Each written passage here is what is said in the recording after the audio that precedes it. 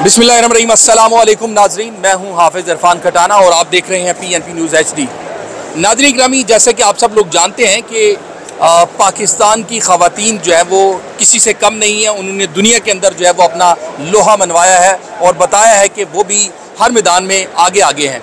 तो इसी तरह मैं आपको बताते चलूँ कि इस वक्त मेरे साथ पाकिस्तान की मारूफ शेफ़, जिन्होंने हौरेका के अंदर शेफ़ मुकाबला हुआ और 2 तमगे जो है वो अपने नाम किए और फिर दोबारा से पाकिस्तान का नाम जो है वो पूरी दुनिया में रोशन किया।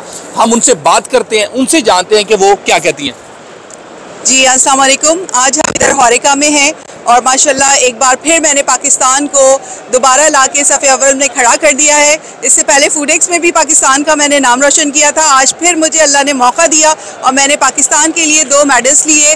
दोनों ही कैटेगरी में मुझे दोनों मेडल्स मिले और मुझे फ़ख्र है एज अ पाकिस्तानी। पाकिस्तान जिंदाबाद।